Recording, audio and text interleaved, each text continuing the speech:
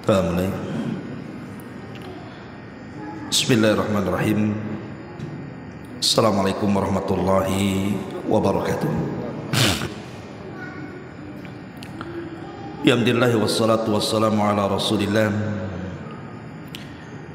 wa ala alihi wa sahbihi wa mawalah wa la hawla wa la quwwata illa billahi wa ba'du.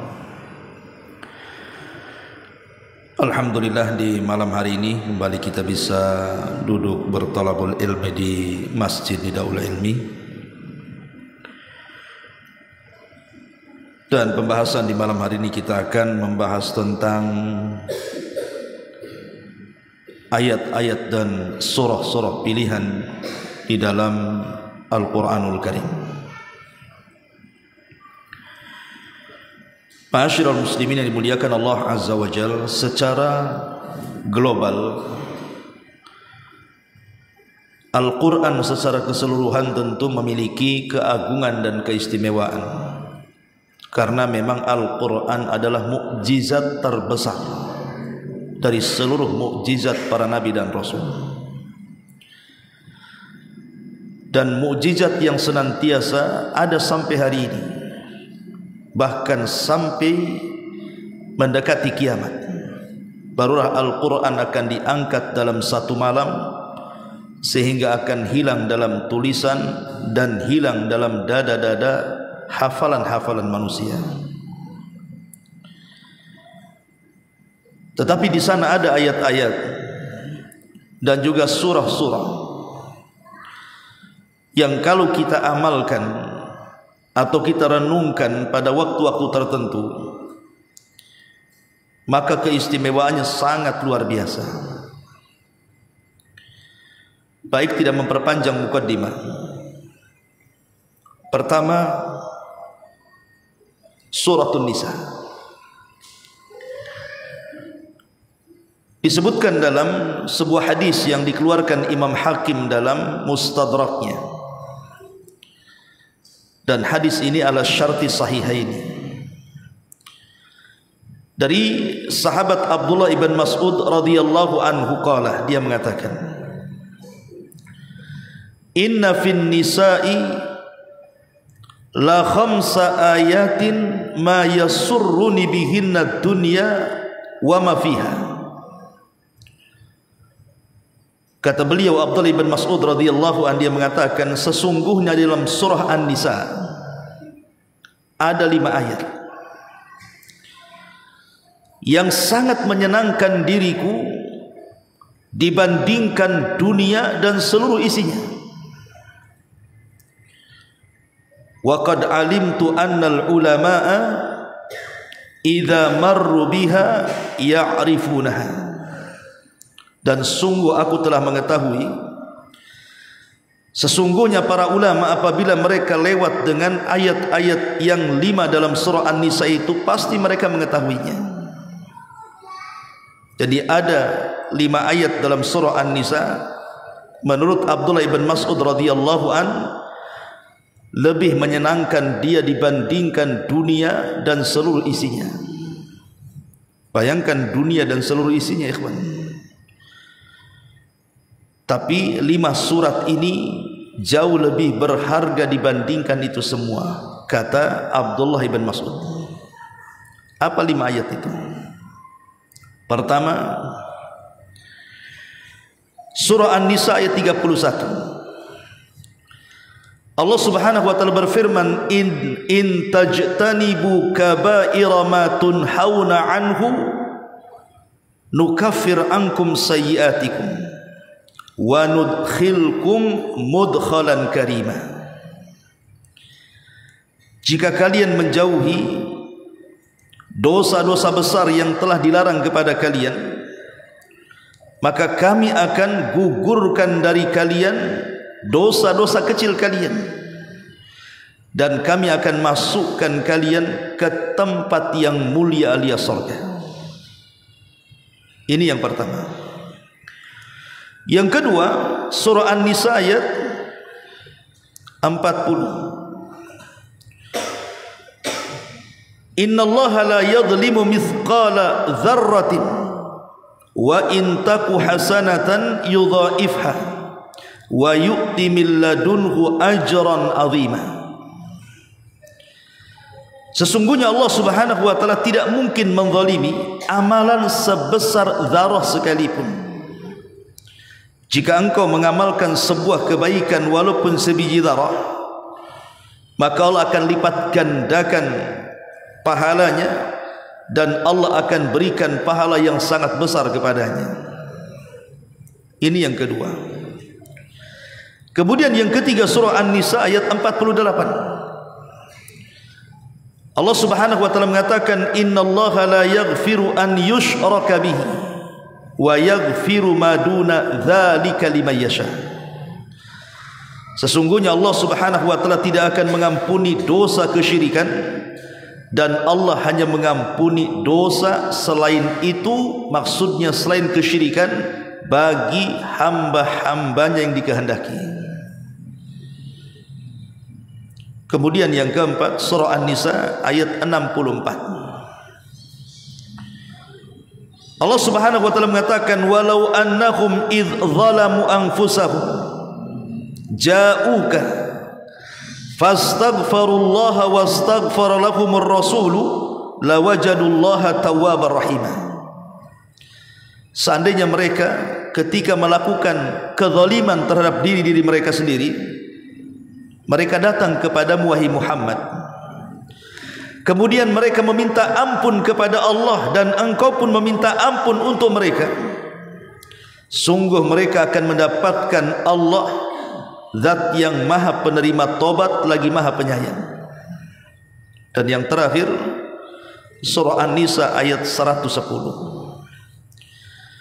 di mana Allah Subhanahu wa taala mengatakan, wa man ya'mal su'an aw yadlim nafsa thumma yastaghfirillaha yajidillaha ghafurar rahima. Barang siapa yang melakukan amal keburukan atau mendolimi dirinya, kemudian dia meminta ampun kepada Allah, maka dia akan mendapatkan Allah maha pengampun lagi maha penyayang.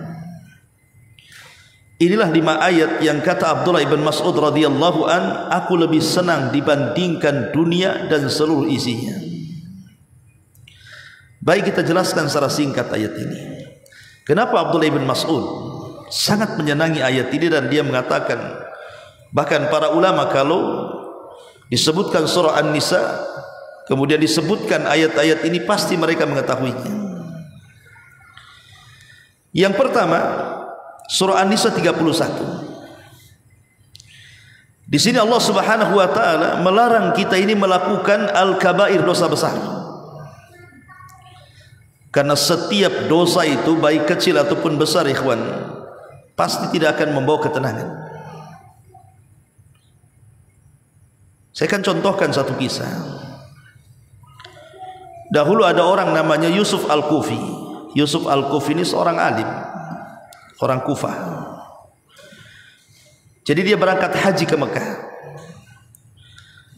Tiba-tiba kemudian ketika dia sedang tawaf, Yusuf Al-Kufi ini, dia mendapatkan ada orang yang sedang berdoa menangis di hadapan Ka'bah, tapi doanya aneh. Apa doanya? Allahumma gfirli wa in kuntu ara annaka lan taghfirani. Allahumma gfirli wa in kuntu ara annaka lan taghfirani. Ya Allah, ampuni dosa-dosaku, walaupun aku tahu engkau tidak mungkin mengampuni dosaku, katanya. Seolah-olah tidak yakin Allah itu maha pengampun, kan? Satu sisi dia mengatakan, ya Allah ampuni dosaku, tapi sisi lain dia mengatakan, meskipun aku tahu engkau tidak mungkin mengampuni dosaku, katanya. Jadi Yusuf Al-Kufi ini rahimahullahu ta'ala bertanya kepada orang ini, kenapa engkau berdoa seperti itu? Maka orang ini menceritakan dan mengatakan, dulu aku ini termasuk dalam pasukannya seorang khalifah zalim. Ada yang mengatakan Ja'far Al-Mansur atau siapa atau khalifahnya, saya lupa. Tapi yang jelas bahwa dia termasuk dalam prajuritnya khalifah. Satu hari khalifah ini menyerbu sebuah daerah. Tiba-tiba ketika sampai di daerah itu, khalifah menyuruh kami untuk menyerang sebuah masjid. Padahal ketika itu di masjid penuh dengan orang yang sedang salat Jumat. Maka kami disuruh membantai semua orang yang dalam masjid itu. Kami pun membantainya. Mati semua. Tidak cukup sampai di sini, sang khalifah memerintahkan kami untuk menjarah seluruh harta rumah-rumah orang-orang yang ada di kampung itu. Aku pun mulai mendatangi satu rumah. Rupanya dalam rumah itu ada keluarga, seorang suami, istri dan 2 anak. Kuhunuskan pedang dan kuancam mereka agar mereka menyerahkan barang dan harta mereka. Tapi mereka tidak mau menyerahkannya. Maka kupenggal kepala suaminya. Kemudian kupaksa lagi untuk menyerahkan barangnya, tapi tidak mau juga, kupenggal kepala anaknya. Sekarang tinggal anak satunya lagi dan istrinya. Kemudian dia memaksa untuk supaya istrinya itu menyerahkan barangnya, tidak juga diserahkan, dipenggal pula itu kepala anak yang kedua. Dalam satu waktu dia memenggal 3 kepala. Akhirnya karena ketakutan sang istrinya itu, bergegas dia masuk ke dalam kamar, kemudian mengeluarkan baju besi. Baju besi suaminya. Dan baju besi itu mahal. Di zaman itu kan barang berharga baju besi itu. Oh, dengan senangnya kemudian aku pun mengambil baju besi itu. Ketika aku sudah mengambil baju besi itu, rupanya di balik baju besi itu ada sepucuk surat di situ. Maka aku pun kemudian penasaran apalah isinya surat itu. Rupanya isinya surat itu adalah doa yang sangat buruk kepada penguasa yang zalim. Khalifah yang menyuruh dia untuk menyerbu tempat itu. Sampai dikatakan wailun liqadil ardi qabla an yaqdiya qadis sama. Celaka bagi qadi, maksudnya pemutus, penguasa yang ada di bumi, yang sudah memutuskan sebelum Allah putuskan sebelumnya. Kemudian di situ juga banyak kata-kata. Maka dia pun kemudian menyesal, diserahkan baju besinya, kemudian dia keluar dari pasukan, dan selama dia hidup dia tidak pernah tenang hidupnya. Sampai akhirnya dia pun satu waktu ingin bertobat kepada Allah Azza wa Jalla karena tidak pernah mengalami ketenangan. Sampailah di berjalan kaki dari kampungnya sampai ke Mekah, hanya ingin berdoa di hadapan Ka'bah.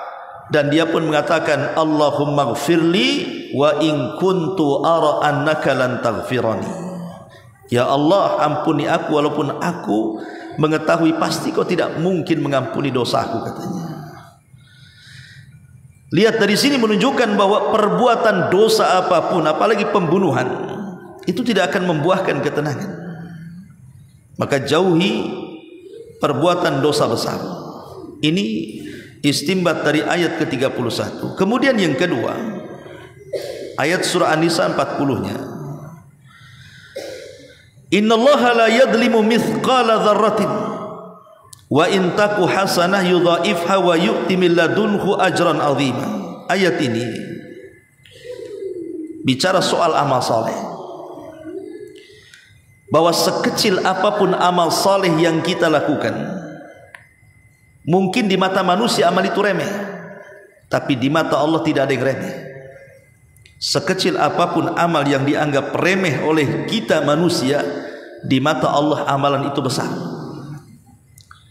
Makanya Nabi SAW sampai mengatakan, la tahkiranna minal ma'rufi syai'an walau antalqa akhaka biwajhin talqin. Jangan remehkan sekecil apapun kebaikan, kata Nabi, walaupun hanya melempar senyummu kepada saudara.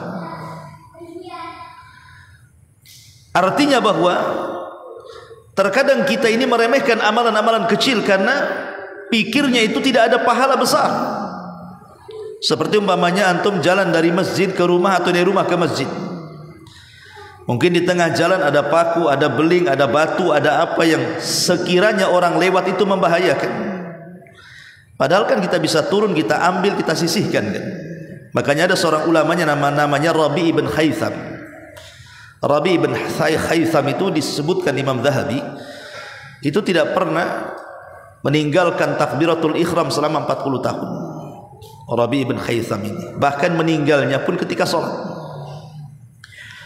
Tapi yang ingin saya katakan bahwa dalam biografinya Rabi bin Khaytham ini, jadi dia kalau dari rumah ke masjid ini selalu pandangannya menuju jalan. Jadi apapun benda-benda yang ada di jalan yang kiranya itu mengganggu pengguna jalan, langsung diambil, disisihkan ke pinggir jalan. Dan dia pun mengatakan, ya Rabb, kalau memang ini ada pahalanya, maka kukirimkan, kuhadiahkan pahala ini kepada orang tuaku yang sudah meninggal. Lihat ulama, dia tidak pernah meremehkan sekecil apapun kebaikan kan?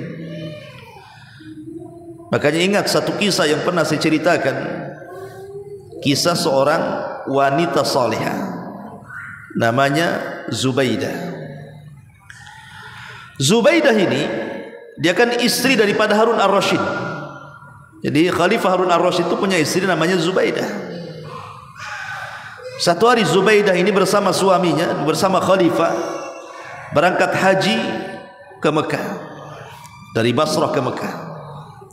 Ingat, jemaah haji di zaman itu kan beda dengan jemaah haji di zaman sekarang. Walaupun sekarang kita juga banyak jemaah haji yang meninggal kan. Saya membaca bahwa sebab meninggalnya itu karena cuaca yang cukup panas. Makanya kita lihat di media itu tawaf saja sekarang pakai payung. Lihatlah antum, lihat hari ini YouTube itu yang lagi tawaf itu, tawaf wada tuh. Semua pakai payung. Karena memang cuaca panas luar biasa. Dan itu diantara sebab terbanyak meninggalnya jemaah haji hari ini. Ini hari ini yang kerajaan Saudi sudah berbagai macam upaya menyediakan fasilitas yang luar biasa untuk menekan kematian kan. Tapi di zaman Harun ar-Rasyid, Anda tidak bisa bayangkan itu. Di zaman itu tidak ada pesawat, di zaman itu tidak ada bus, di zaman itu jalan pun masih rusak, masih penuh dengan batu, kerikil dan begitu seterusnya kan. Tentu tingkat kematian lebih banyak lagi. Dan sama kematiannya karena cuaca yang ekstrim yang sangat panas, ditambah-tambah di zaman itu susah untuk mencari minum karena nggak ada air minum. Kalau sekarang kan alhamdulillah kan itu ya. Antum yang pernah umroh di mana-mana ada air Zam-Zam. Tapi di zaman itu makanya banyak jemaah haji yang meninggal karena kehausan. Jadi Zubaidah ini ngobrol sama suaminya Khalifah Harun ar-Rasyid ini dan mengatakan, bagaimana kalau seandainya seluruh hartaku, kata dia, aku infakkan untuk jemaah haji. Kata suaminya, bagaimana caranya? Aku ingin membuat mata-mata air yang terbentang dari Mina sampai ke Arafah, supaya jemaah haji tidak mati karena kehausan. Maka dibuatlah mata-mata air, dan mata-mata airnya masih ada sampai sekarang. Kalau orang Arab antum tanya tentang Ainu Zubaidah, mata airnya Zubaidah, mereka tahu. Padahal sudah dari zaman Khalifah Harun ar-Rasyid. Jadi situ sekarang, situ sejarah, namanya Ainu Zubaidah, mata airnya Zubaidah. Lah dikisahkan oleh para ulama, Zubaidah ini sebelum meninggal, dia bermimpi dan berjumpa dengan Allah Subhanahu wa taala dalam mimpinya. Kemudian dikatakan kepada Zubaidah, "Ma fa'alallahu biki ya Zubaidah?" Apa yang Allah lakukan kepadamu wahai Zubaidah? Maka Zubaidah mengatakan, "Ghafara li Rabbi." Allah telah mengampuni dosa-dosaku. Kemudian dikatakan kepada Zubaidah, "Abi ainin amiltiha ya Zubaidah?" Apa gara-gara mata air yang kau bangun di mana-mana sehingga banyak jemaah haji yang terselamatkan jiwanya gara-gara mereka sudah tidak kehausan lagi? Apakah sebab itu Allah mengampuni dosamu? Kata Zubaidah, "Al-ainu wa mal-ain." Apalah mata air itu, katanya. Coba bayangkan, apalah mata air itu? Bukan itu, katanya. Padahal dia sudah menghabiskan kalau uang sekarang ini miliaran untuk membangun mata-mata air itu. Tapi kata Zubaidah, bukan itu, katanya, yang menjadikan Allah ampuni dosa-dosaku itu. Lalu dikatakan kepada Zubaidah, apa yang menjadikan Allah mengampuni dosamu? Maka Zubaidah mengatakan, ghafara li rabbi bi rak'ataini uhafidhu alaihima fi jawfin minal laili. Allah mengampuni gua gara-gara aku senantiasa menjaga 2 rakaat salat tengah malam yang aku jaga sampai kematianku. Coba perhatikan di sini. Zubaidah memiliki 2 amal soleh. Yang satu besar dan tidak bisa dilakukan kecuali orang kaya. Menyumbang miliaran untuk membuat mata air kan tidak bisa dilakukan kecuali orang yang punya uang kan, orang-orang kaya. Dan yang kedua 2 rakaat salat, dan itu bisa dilakukan siapa saja. Tidak mesti orang kaya 2 rakaat salat itu melakukannya, orang miskin pun bisa. Tapi mana yang Allah terima dari kedua amal soleh itu coba?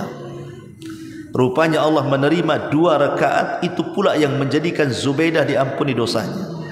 Terkadang amal kecil itu pula yang menjadikan jalan kita ke sorga, dan terkadang amal besar itu pula yang tidak menjadikan kita menuju jalan ke sorga. Maka jangan remehkan sekecil apapun amal soleh.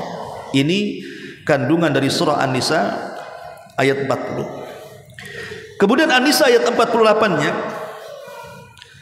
innallaha la yaghfiru an yushraka bihi wa yaghfiru ma duna dzalika liman yasha. Sesungguhnya Allah Subhanahu wa taala tidak akan mengampuni dosa orang yang menyekutukannya, dosa syirik. Tapi Allah akan mengampuni dosa selain itu, selain syirik, bagi orang yang dikehendakinya. Ayat ketiga An-Nisa 48 ini menjelaskan kepada kita tentang dosa yang paling besar di dunia, kesyirikan kepada Allah Azza wa Jalla. Apalagi kalau kesyirikannya itu tingkatnya sampai syirkul akbar. Kalau anda melakukan kesyirikan dan tingkatnya sampai syirkul akbar, syirik besar, pertama, kita dikeluarkan dari Islam. Yang kedua, kita dicap dengan kekafiran. Yang ketiga, digugurkan seluruh amal kita. Yang keempat, diwafatkan dengan su'ul khatimah. Yang kelima, dimasukkan ke dalam neraka. Yang keenam, dikekalkan di dalamnya. Dan yang terakhir, diazab sepedih-pedihnya di neraka. Itulah konsekuensi orang yang melakukan syirkul akbar tuh. Dan hari ini syirkul akbar itu sudah menjadi kebiasaan masyarakat Islam. Orang datang ke dukun, percaya kepada tangkal, percaya kepada jimat, percaya kepada keleni, khurafat, datang ke kuburan, meminta-minta, dan begitu seterusnya. Yang melakukan bukan orang-orang di luar Islam, justru orang yang setiap hari selepas sholat mengucapkan kalimat la ilaha illallah, kadang-kadang 100 kali dia ucapkan, tapi tidak paham maknanya. Dia mengucapkan la ilaha illallah, sisi lain dia datang ke kuburan meminta-minta pula di situ atas nama ziarah para wali. Ma'asyiral muslimin yang dimuliakan Allah Azza wa Jalla. Maka di sini Allah Subhanahu wa taala ingin mengancam kepada siapapun pelaku dosa kesyirikan. Jangan lagi cerita dosa syirik besar, ikhwan. Syirik kecil saja itu dosanya jauh lebih besar dibandingkan dosa-dosa besar. Jangan cerita syirik besar ya, syirik kecil. Kalau kita terjerumus kepada syirik kecil, itu dosa syirik kecil itu lebih besar dibandingkan dosa membunuh, dibandingkan dosa berzina, dibandingkan dosa riba, dibandingkan dosa dusta, dan yang semacamnya dari dosa-dosa besar. Dan terkadang syirik kecil itu menempel pada badan kita itu seperti semut hitam yang berjalan di batu licin yang sangat hitam dan berada di tengah kegelapan malam. Kira-kira nampak ada tuh semutnya tuh? Udah hitam semutnya, berjalan di batu hitam tengah malam pula. Cemana cara nengok semutnya tuh? Tapi itulah kata Nabi, bahwa syirik itu terkadang akhfa min dabibin namli, lebih halus dibandingkan semut hitam yang merayap di batu hitam di tengah malam. Tahu-tahu nempel saja di badan kita ini. Itulah yang disebut apa? Riya. Tahu-tahu ingin dipuji orang, ingin didengar orang, ingin dibicarakan orang, dan begitu seterusnya. Dan itulah yang banyak menggugurkan amal kita. Karena sekarang ini dunia sudah dunia ria kan. Kemana-mana bawa handphone masalahnya. Dikit-dikit selfie gitu kan. Makan aja selfie sama ikan asin. Ya. Nanti umroh atau haji isinya itu penuh dia semua. Mulai dari berangkat sampai pulang, sampai full memorinya tuh nggak bisa lagi Iya kalau hanya untuk simpanan pribadi kan, di-share ke sana kemari kan. Apa maksudnya coba? Makanya saya pernah melihat satu video itu Syekh Ibrahim Ar-Ruhaili ketika dia menjelaskan tentang kelakuan jemaah haji Indonesia itu. Mau lempar, tunggu dulu, foto dulu katanya. Subhanallah, subhanallah. Belum lagi yang aneh-aneh pula. Saya lihat di video itu ada payung dilempar, ada sandal dilempar, ada tongkat dibuat bedil-bedilan, dodor gitu. Ya Allah, ini gimana? Apa nggak ada malah sih kayak gitu tuh? Coba, kok aneh gitu ya? Makanya sering saya, kalau boleh kita kasih masukan kepada pemerintah itu. Kalau soal manajemen keuangan, oke lah, mungkin sudah rapi kan, karena memang setiap tahun pemerintah kita memberangkatkan jemaah haji. Tapi yang kurang oleh pemerintah kita ini soal ilmu manasik. Kadang-kadang orang jemaah haji itu kurang ilmu, sehingga aneh-aneh kelakuannya di sana kan begitu. Ya walaupun kita berharap bahwa mereka sudah menghabiskan biaya, tenaga, waktu dan begitu seterusnya, berharap supaya mereka hajinya mabrur, sehingga mendapatkan balasan al-hajjul mabrur laisa lahul jaza illal jannah. Haji yang baik tidak ada balasan kecuali surga, pulang seperti anak yang baru dilahirkan, tidak punya dosa.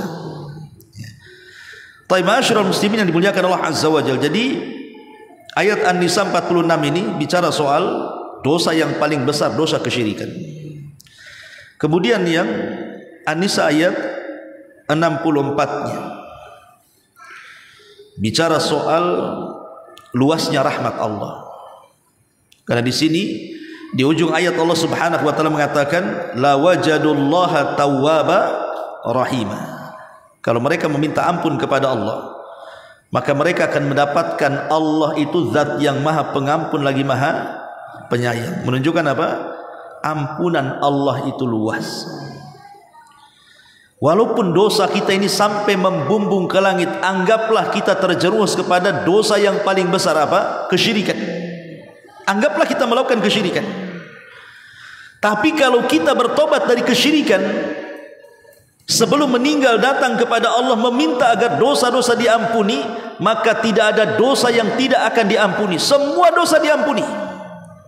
Kata Abu Hurairah, maukah kutunjukkan kepada kalian seorang laki-laki yang tidak pernah sujud walaupun satu kali, tapi mati masuk surga paling tinggi katanya. Sahabat heran, mana ada. Abu Hurairah, yang benar aja kau ngomong katanya. Mana ada orang yang tidak pernah sujud, sekali mati masuk surga pula, surganya paling tinggi pula. Kata Abu Hurairah, ada. Kemudian Abu Hurairah menyebut satu nama seorang sahabat Nabi SAW, namanya Usairim. Usairim, kata Abu Hurairah. Ada apa dengan Usairim ini?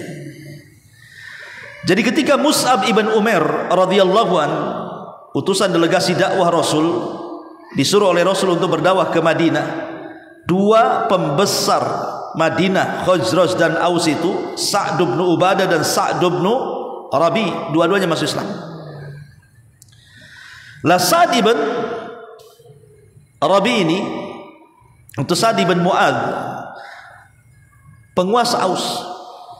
Ketika dia sudah masuk Islam, dia mengancam rakyatnya dan mengatakan kepada suku Aus, kalian harus masuk Islam, kalau tidak jangan satu atap denganku. Subhanallah, dakwahnya Sa'd ini berhasil, satu kampung masuk Islam, satu Aus masuk Islam. Makanya ketika meninggalnya Sa'd ini, apa kata Rasul? Harus Allah bergegar, 70.000 malaikat turun menemani jenazahnya. Lah Sa'd ini berhasil mengislamkan seluruh kabilah Aus kecuali satu orang tak mau masuk Islam, namanya Usairim. Nah, kisahnya di sini. Ketika perang Uhud, kan kabilah Aus ini hampir semua terlibat dalam peperangan itu. di belakang tentara Nabi SAW, karena Uhud ini Nabi yang mimpin langsung walaupun terjadi kekalahan. Jadi Usairim ini ingin terlibat perang, bukan karena dia Islam, dia masih musyrik. Tapi kan namanya orang Arab itu kan fanatik, kabilah itu kan kuatnya, qabili. Jadi ketika kabilahnya berperang, dia ingin ikut membela kabilahnya, bukan karena masuk Islam, dia kan masih musyrik gitu ya.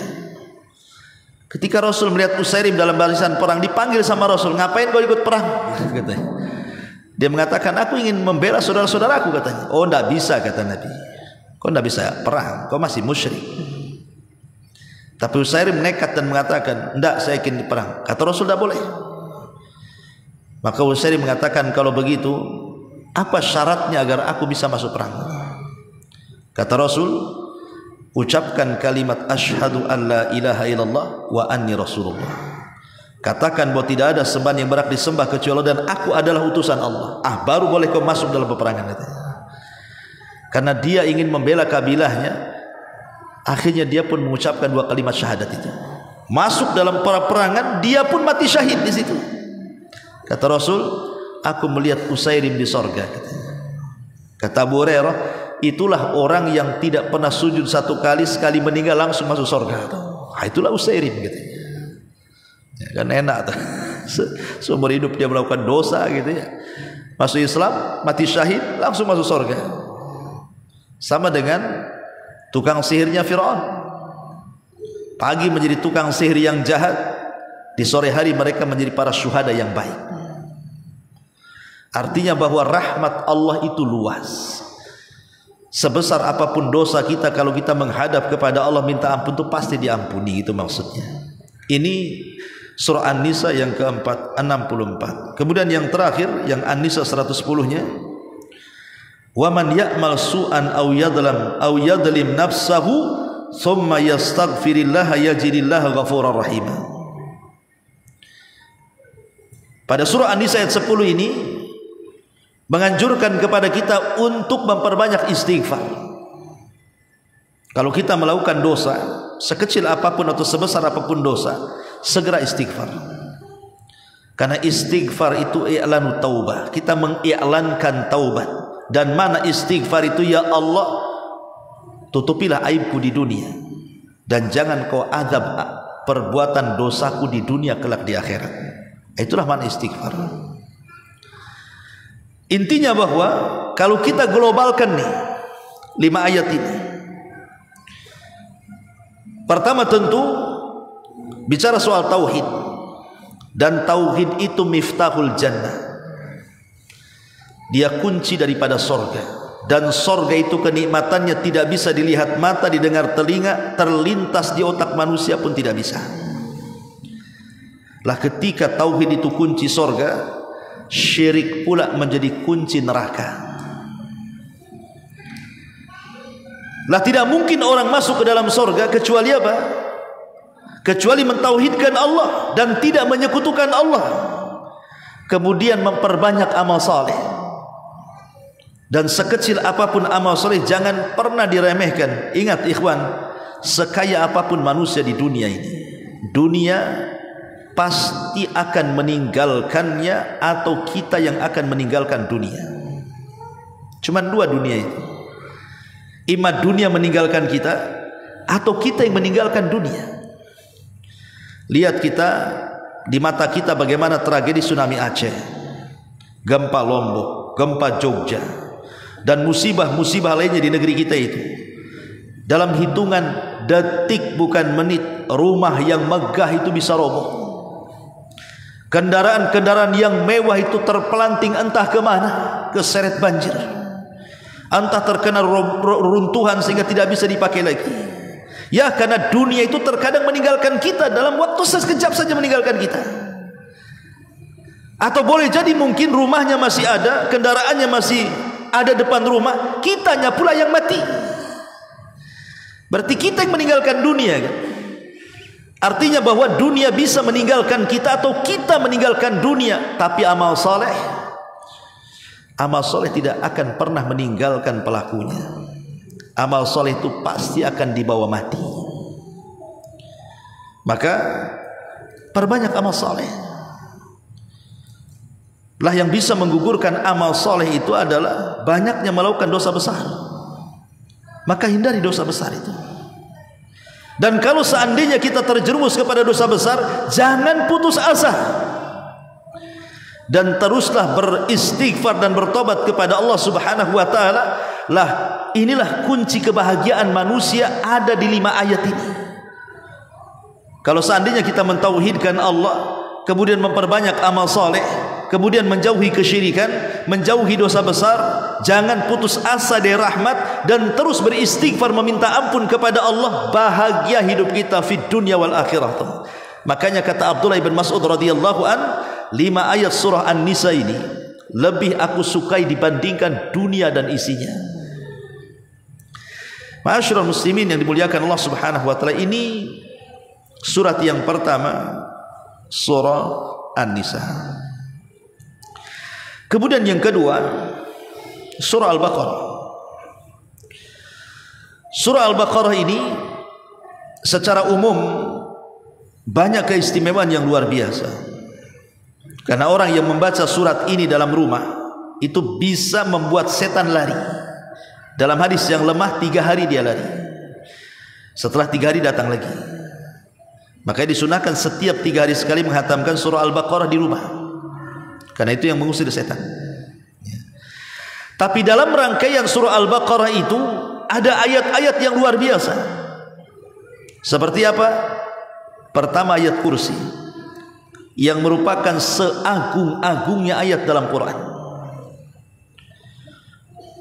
Dan siapapun yang berusaha untuk mengamalkan ayat kursi ini, dibaca selepas sholat, dibaca sebelum tidur gitu ya, dibaca saat kita sedang ketakutan dari gangguan syaitan, dan juga dibaca untuk perlindungan diri ketika kita di dalam rumah dan begitu seterusnya. Itu keajaibannya luar biasa ayat kursi itu. Maka disebutkan dalam sebuah hadis, Nabi SAW bersabda tentang ayat kursi ini, idza awaita ila firasyik, kalau engkau menuju pembaringan, faqra ayatal kursi, bacalah ayat kursi,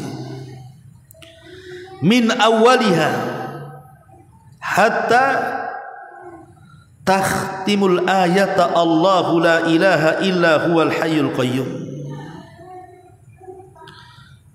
Engkau baca dari awal sampai akhir ayat, dari mulai la ilaha illa huwal hayyul qayyum sampai akhir ayat. Apa kata Rasul? Lan yazala alaika minallahi hafidhun wala yaqrabuka syaitanun hatta tusbiha. Maka apabila kita tidur dan sebelumnya kita membaca ayat kursi, maka selama tidur itu Allah akan menjaga kita, dan tidak ada setan satupun yang akan mendekati kita. Jangan salah ikhwan, orang ketika tidur itu setan kan di mana-mana kan. Kadang-kadang setan itu menjadikan tempat tidurnya di mana? Di lubang hidung, khaisam, di lubang hidung. Kemudian kalau seandainya di malam hari sudah mendekati waktu subuh, maka setan di lubang hidung akan keluar, dikencingi pula telinga kita ini, supaya kita tidak mendengar azan kan. Bayangkan tiap hari kalau orang yang tidak sholat subuh itu dikencingi setan. Kalau kita yang kencingi telinga kita marah. Coba antum saya kencingi telinganya, apa nggak marah antum? Nggak mau ngaji lagi di sini, kurang ajar Ustaz gitu. Tapi hari-hari ada orang dikencingi setan, nyantai saja dia. Coba bayangkan. Ada yang mengatakan kencingnya setan itu hakiki, kata ulama. Ya betul-betul dikencingi. Ada yang mengatakan kinayah, maksudnya telinganya disumpel sehingga dia susah mendapatkan hidayah, sehingga nasihat apapun akan dipental dia, tidak mungkin masuk ke telinganya.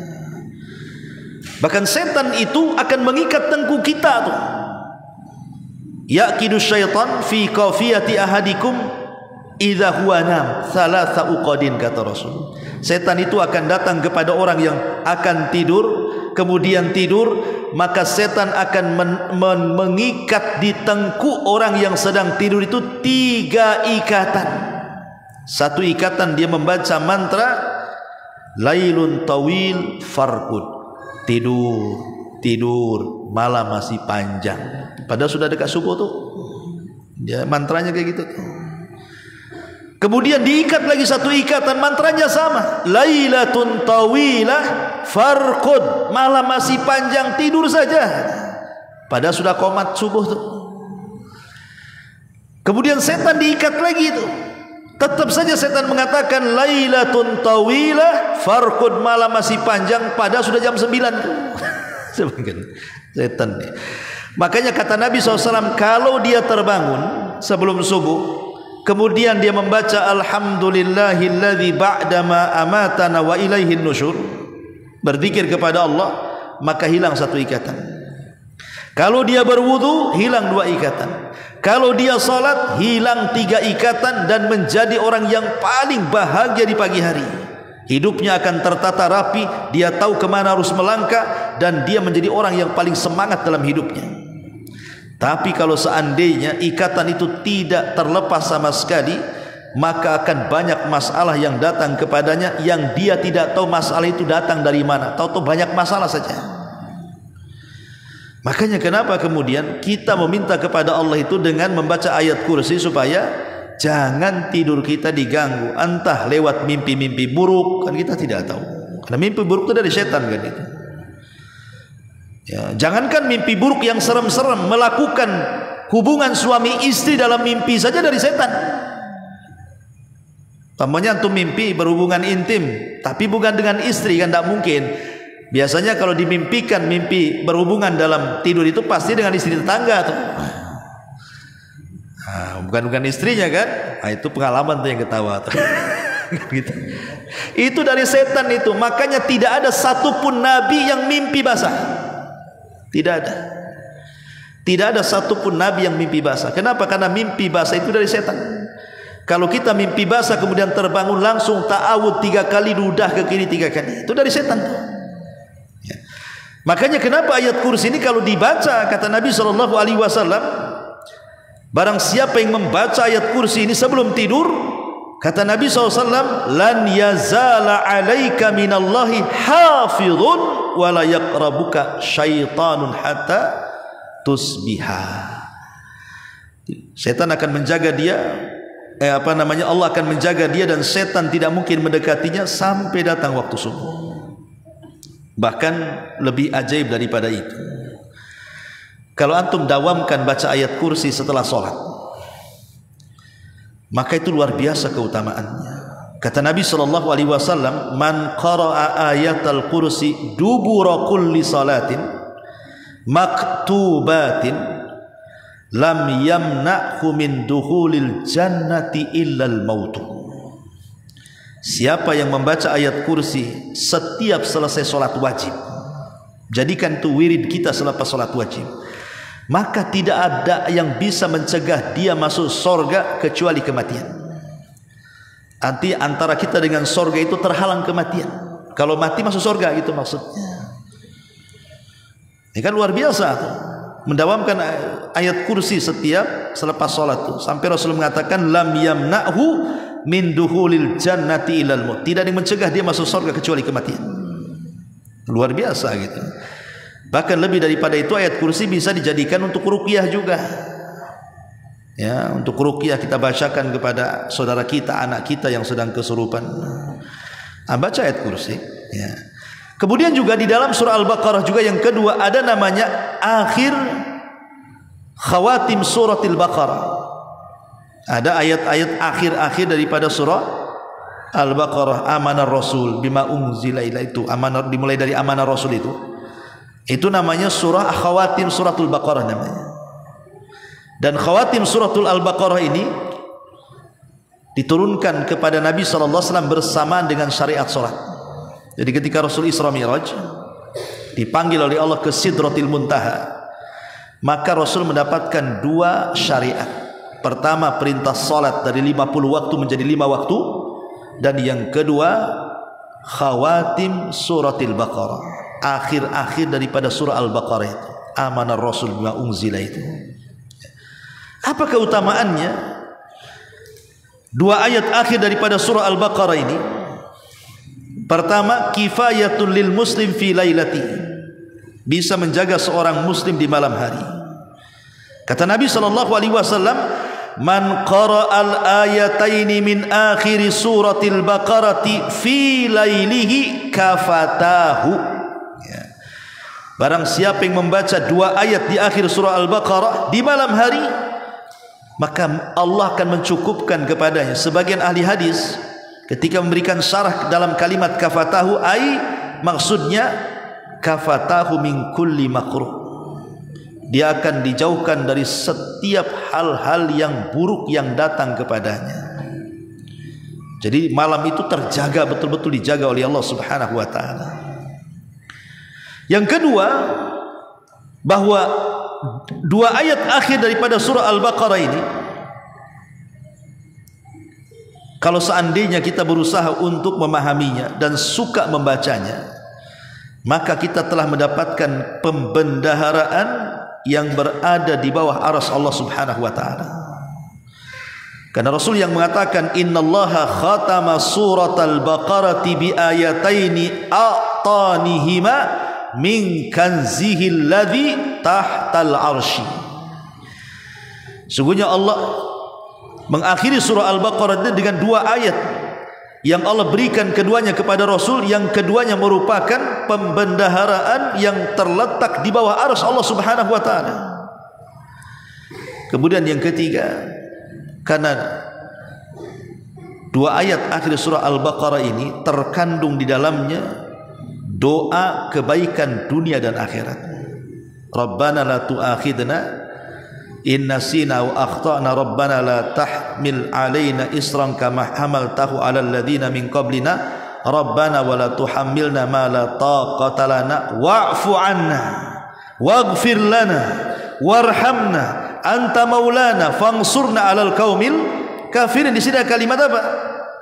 Fa'fu anna wa'fu anna waghfir lana, maafkan aku, ampuni dosaku. Ada doa terkandung kebaikan dunia dan akhirat gitu. Ma'asyiral muslimin yang dimuliakan Allah Subhanahu wa taala, dan tidaklah kita membaca akhir daripada surah Al-Baqarah setelah itu kita berdoa kecuali doa-doa kita akan mustajab.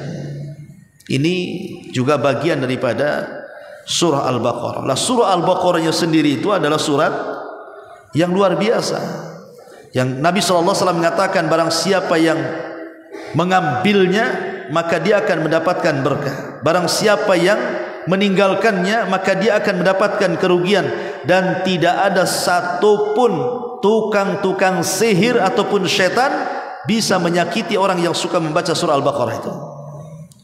Sampai saya pernah melihat tayangan YouTube Syekh Utsman Al-Khamis. Jadi Syekh Utsman Al-Khamis itu bercerita, ya dia pun ceritanya dari muridnya juga, tentang ada orang yang hendak menyihir seorang wanita. Karena tidak sukanya, dia pengen menyihir wanita itu. Datang dia ke dukun yang paling sakti, kata beliau ini. Setelah kemudian deal-dealan harga, cocok kan gitu. Akhirnya mulailah dia melakukan praktik perdukunan, tapi tidak mempan. Wanita itu tidak bisa disihir. Akhirnya dengan malu-malu dukun ini mengatakan, aku tidak sanggup, aku kembalikan danamu ini. Tapi aku punya guru katanya. Dia lebih sakti lagi. Ini dukun sana masih jujur, dukun di Timur Tengah masih jujur. Kalau tidak sanggup dikasihkan kawannya. Kalau dukun Batam ini nggak akan dikasihkan kawannya. Bisa pak, bisa, semua bisa. Kalau nggak berhasil kabur dia, bawa duitnya, penipu. Akhirnya datanglah ke dukun yang kedua, disihir lagi dengan harga yang fantastis, lebih mahal lagi, tidak mempan lagi, malu dia. Akhirnya dananya dikembalikan, tapi dia mengatakan, aku punya guru lebih sakti daripada saya. Ini dari dukun ketiga, tapi biayanya mahal, nggak apa-apa. Datanglah ke dukun yang ketiga. Oleh dukun yang ketiga disihir lagi wanita itu, tidak mempan juga.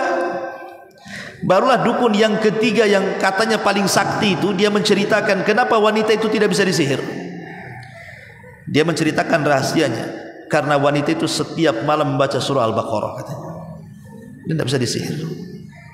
Kisah ini saya dapatkan dari Syekh Al-Uthman Al-Khamis hafizahullah ta'ala, dan dia pun mendengar dari muridnya begitu ya. Tapi walaupun tidak ada kisah seperti ini, kisah nyata seperti ini, kita yakin bahwa surah Al-Baqarah itu adalah surah yang sangat agung sekali, yang Nabi SAW katakan yang mengambilnya dapat berkah, yang meninggalkannya kerugian, dan tidak ada satupun setan dan tukang sihir mampu mendekati para pembacanya. Ma'asyiral muslimin yang dimuliakan Allah Azza wa Jalla, sebenarnya masih banyak lagi ayat-ayat dan surat-surat pilihan. Insyaallah kita lanjutkan minggu depan. Sudah malam, kita tutup dengan kafaratul majlis. Subhanakallahumma bihamdika asyhadu an la ilaha illa anta astaghfiruka wa atubu ilaik. Allahu taala alam. Assalamualaikum warahmatullahi wabarakatuh.